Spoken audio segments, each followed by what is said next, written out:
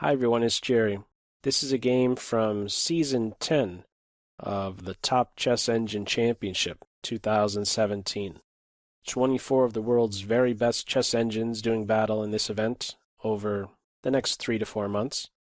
The game we're going to have a look at is between Komodo, playing on the white end, weighing in at a beefy 3,230, and Wasp, rated 2824.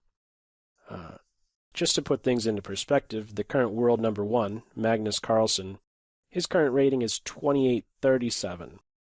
So what more to add? This is a game from Stage 1, Round 2, played on October 15th, and time controls, 60 minutes each with a 10-second increment. Let's dive in here, see what happened. Komodo, kicking off with e4, Wasp replying with e5, and the Vienna game on board. So this was nice to see. Don't get to see this opening so often at the top level. How will the top engines handle it? Bishop c5, knight f3, d6. One of the things I enjoyed about this game was how quickly the opening result produced an imbalance. White goes hunting for the bishop pair and gets just that. 5 moves in, and we have a nice struggle ahead of us. White with the bishop pair, black with some space. A nice grip currently over d4. Moreover, we might also want to look at the central structure, currently tipping in white's favor 2-1. Continuing, next few moves, nothing exciting. a5, grabbing some queenside space. There will be no piece on g4. There's now a spot for the king later on. a4, more space, more options for the rook. Will white do anything about this guy? No. White ignores it and castles on move 9.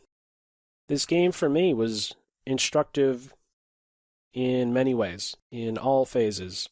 And in this opening / middle game position, this was the first point in the game I found instructive.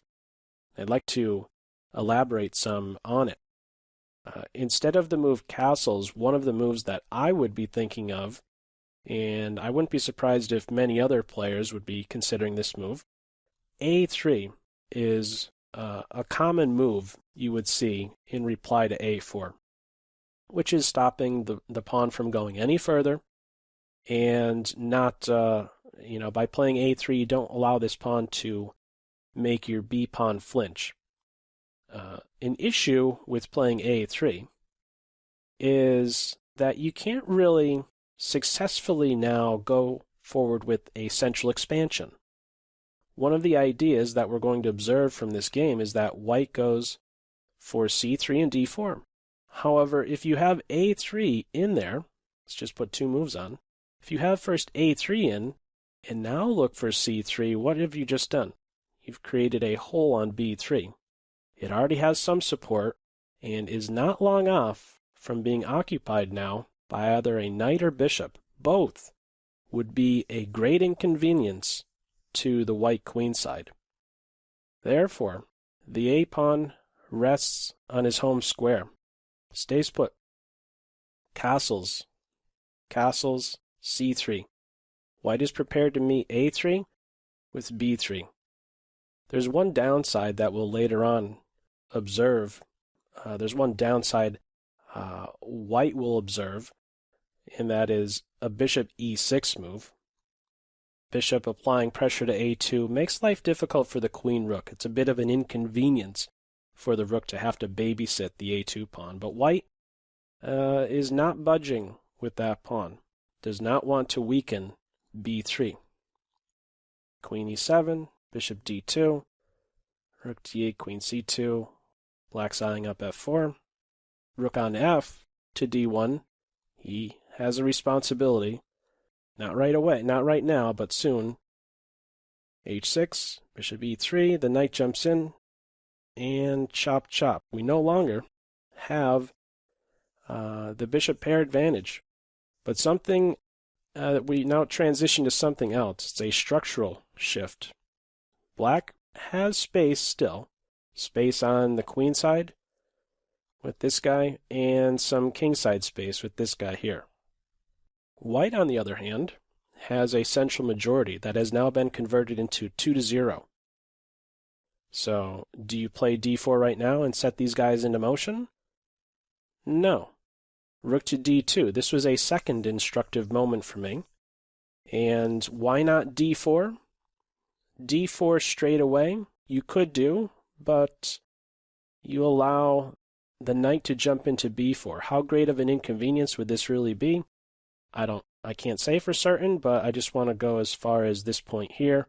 Notice that there is this idea black has, which is taking advantage of the fact that the bishop on e2 is unprotected. White doesn't have to rush in this position. This is another way to look at this position. Black cannot prevent d4, so let's do just a little bit more building up before playing d4. Rook to d2 is securing the bishop on e2, so in the event of this push and a knight b4 move, the queen can drop back without fear of an ensuing bishop f5, let's say. Bishop is not a tactical liability. Only after knight e5 do we have d4. Knight takes, bishop takes. Bishop to e6.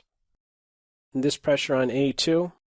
Don't be too quick to try and slam the door on the bishop with d5 here, because you'd be giving up e5.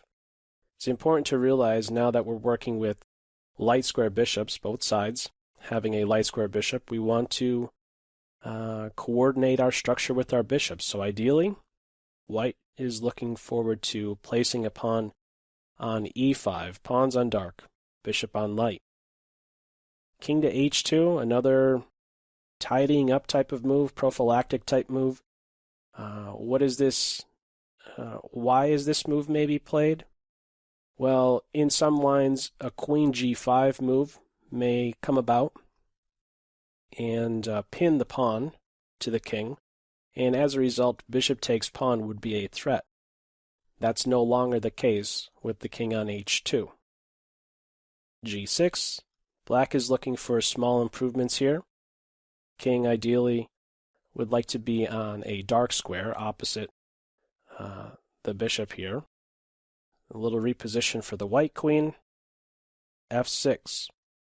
So there's a new piece of criteria to look into now. After this f6 advance, king safety is what springs to mind for me. How are the shelters for each king? f6, g6, h6 versus this structure here for white. The white king is far more secure. Much more difficult to get at the white king than the black king. The 7th rank, now that there isn't a pawn here, is weakened. So black needs to be very careful. All major pieces are still present. Let's see how things move forward. e5. Pawn takes, rook takes, one rook is off. c6. So this structure negates the bishop. And, well, what's this rook going to do? It's kind of unclear. White still doesn't want to play this a3 move and give up this b3 square. And, well, okay, this pawn on f4. He's unprotected. White puts pressure on it. And one might think, oh, you just defend it with g5. But black does something different. f5. So this was another moment in the game I was kind of scratching my head with. Why f5? Why not, let's say, g5? On g5, we could have a capture, queen b4. This position is opening up, and where's this king's home? Forget about this structure. This isn't an adequate structure to defend the black king, and this queen is super active. Notice also that this file has opened up, and this rook will have a purpose. It doesn't get more active than the queen on b4, really. Pressure on both of these black pawns and tying down a rook, etc. So black plays f5 here. Doesn't want to see any pawn captures, or pawn for pawn captures.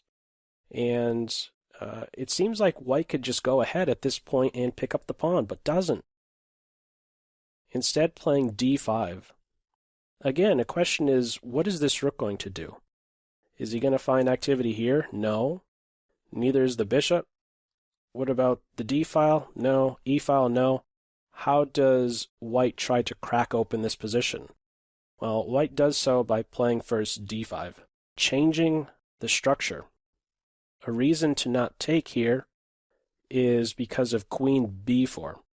And this queen is super active from b4. Just as I was pointing out, a white queen on b4, the black queen on b4 is excellent. A lot of pressure is placed on the white pawns, and there may soon be additional pressure against d4. A reason for d5 is not only to change the structure, we now have an open c file, but also to allow the queen to take f4 and prevent now the queen b4 move. We also have both sides with a passed pawn, so let's see how play develops. Queen c5, rook c1, queen b6. Black cannot allow this rook to get to the 7th. h4 at some point, maybe h5 to break down the structure. Queen takes pawn. That's basically leading to mate. So d4. Bishop to e2, both bishops. This is an interesting moment. Both bishops. The least valuable piece is allocated to defending the passed pawns. So rook to c8, rooks are off. Bishop c4, looking for a push. And then there's all sorts of ideas. Queen to e5, maybe queen to b8, opening up this diagonal. Queen c5, bishop d3, and h5. So one of the ideas white might have here is to play g4. For example, bishop e6, g4 can follow, and capturing isn't any good because the queen slips into f6. So h5 is designed at preventing g4, but there's a great drawback connected with that move. It weakens the dark square, g5. So something white eyes up straight away. Queen g3, and it's paving the way for f4. We see that. King f7, f4. Now this pawn, his strength has increased. He is now a connected passed pawn. Bishop e6, queen to g5, and queen to e7. It's right about this point where Komodo realized that it's basically winning. And not until several moves later, maybe about a dozen moves later, did Wasp realize, oh yeah, I'm cooked, I'm dead. So let's see this interesting endgame now that the queens are off. Material is balanced. Let's get one more move in there, a3. Material is balanced, but when we consider the value of these two passed pawns, this one wins out. He's connected in passed. He has the support of a pawn. Moreover, compare the bishops. We have a case now of good versus bad bishop. Kings get towards the center. And what more to add? King to e1, if bishop takes pawn, that drops b5. Now this guy is defended, and white doesn't do anything with this pawn. Plays e6, allows the g2 pawn to be captured. This was very interesting. e7, bishop c6, king to d3, king to c5, and bishop to first bishop to f3. You can't take the bishop, just queen. So bishop goes to e8 and bishop to d1. So white is down a pawn, or actually, do you think that white is down a pawn in this position? I see this position in a different way. I don't see that the material is, I don't see that black is really up material. Why do I think this? It's because these two pawns restrict these three. So they can't really successfully advance. The black can advance these pawns and create a passed pawn, but it comes with a cost. And that cost is you'd have to first give white a passed pawn. Continuing, king to d6 allows king takes d4 straight away. So this voluntary retreat of the king, black goes back voluntarily. If black doesn't do that, with let's say bishop to f7, eventually white will force the king back with the move b4. And notice the dark squares are controlled nicely by the pawns. If the king slips over, we insert a check, and then again, as mentioned by force, we take that d4 pawn out. And after b4, if captures, bishop takes pawn, and bishop to g8. The king has to move. The bishop can't move. If the bishop moves, there's bishop f7 and promote. King to d6, and we win the pawn like that. In short, again, the king went back voluntarily. If he didn't do that, he would be forced to d6. King d6, king takes pawn, king takes pawn, king to e5. What's the big advantage that white has in this position? King position. Not material. It's not a material advantage that we have here. It's a king position advantage. It's a better bishop advantage. King f6, king to d6. Notice the position of the white king is preventing the black king from doing anything constructive. Meanwhile, white can take some time out to pinpoint b5, and that's what we have next. King c5, king to e7, and this is really the last instructional moment of the game. King to e7 is the game move, but after king to e6, you could very easily, if it's a human that's playing on the white side here, you could very easily throw away your advantage by capturing on b5. Capturing on b5 would result in a draw, and it's white who could very easily lose this position. King d5, if you take the pawn, g5, chop, and you cannot stop this pawn. The draw here would be to play king to b4. The main point, however, is that if king to e6 was played, you don't take this pawn, but instead go to e8 and force the king to f6, and only then do you snip the pawn. Now the king is out of position, and he will not be able to establish himself on d5 so easily. So in the game, it was king to e7, bishop takes pawn, bishop takes bishop, king takes, g5 is tried, pawn on f takes. We don't want to allow this guy to become passed.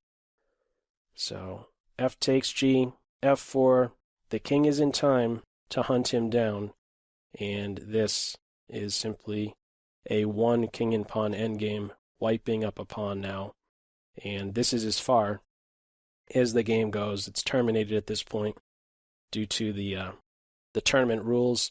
White is winning, and black knows it as well. Both engines clearly know that this is a win for white. If it was to continue, king d4, I'm not even sure what to consider or suggest. Here you could already push. Pawn takes here, and this king is just way too slow. Something like this. And yeah, he's just a mile away from stopping the pawn. And yeah, we don't have to go any further. So, interesting game. I like how it progressed, again, as mentioned, at the very early stage, having the bishop pair for white and a 2-to-1 majority in the center.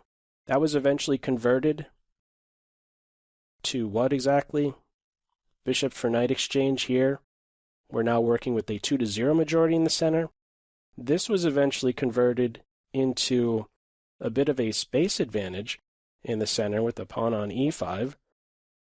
And, well, also this f6 move. King position then became a big factor. And towards the very end here, as we saw, we had a good versus bad bishop position. And yeah, that was telling in this endgame. Instructive moment to be able to give up the pawn on g2 and know that, well, really, these two pawns kill these three, so we're good there. And very nice technical phase for sure in this game. So anyhow, feel free, as usual, to leave any feedback to this video in the comment section below. Hope you're having a great day, and I'll catch you in the next video. That's all for now. Take care. Bye.